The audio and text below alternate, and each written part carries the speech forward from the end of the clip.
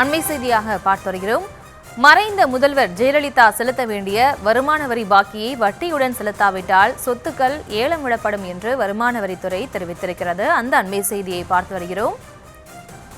ஜெயலலிதா செலுத்த வேண்டிய வருமான வரி பாக்கியை வட்டியுடன் செலுத்தாவிட்டால் அவரது சொத்துக்கள் ஏலம் விடப்படும் என்று வருமான வரித்துறை சென்னை உயர்நீதிமன்றத்தில் தெரிவித்திருக்கிறது. அது தொடர்பான அந்த அண்மை செய்தியை பார்த்து வருகிறோம். விவரங்களோடு இணைகிறார் நமது செய்தியாளர் மதியழகன்.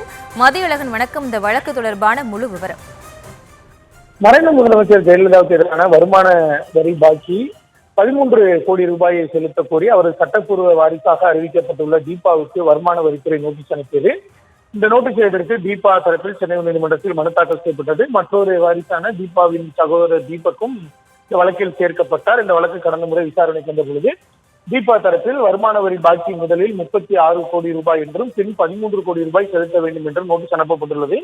சரியான தொகையை தெரிவித்தால் செலுத்த தயாராக இருப்பதாகவும் தெரிவிக்கப்பட்டது. இதையடுத்து வரி பாக்கி குறித்து பதில் மனு தாக்கல் செய்ய வருமான வரித்துறைக்கு உத்தரவிட்ட உயர்நீதிமன்றம் அதுவரை வரி பாக்கி வசூல் நடவடிக்கைகளை நிறுத்தி வைக்கும்படியும் உத்தரவிட்டிருந்தது. இந்த நிலையில் வருமான வரித்துறை சார்பில் ஜெயலலிதா செலுத்த வேண்டிய வரி பாக்கி குறித்து பதில் மனு தாக்கல் செய்யப்பட்டுள்ளது.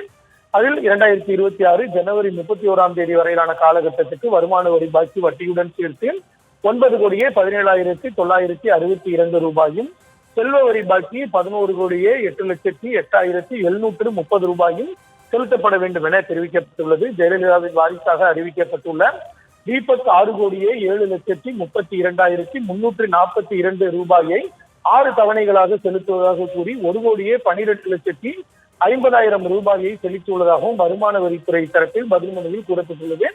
வரி பாக்கிக்காக ஜெயலலிதா உயிருடன் இருந்தபோது சில சொத்துக்கள் முடக்கப்பட்டன. வரி பாக்கியை செலுத்தாவிட்டால் முடக்கப்பட்ட சொத்துக்களை ஏலம் விட சட்டப்படி நடவடிக்கை எடுக்கப்படும் எனவும் பதில் மனுவில் தெரிவிக்கப்பட்டுள்ளது. இந்த நிலையில் இந்த வழக்கு மீண்டும் பிப்ரவரி 18 விசாரணைக்கு வர உள்ளது.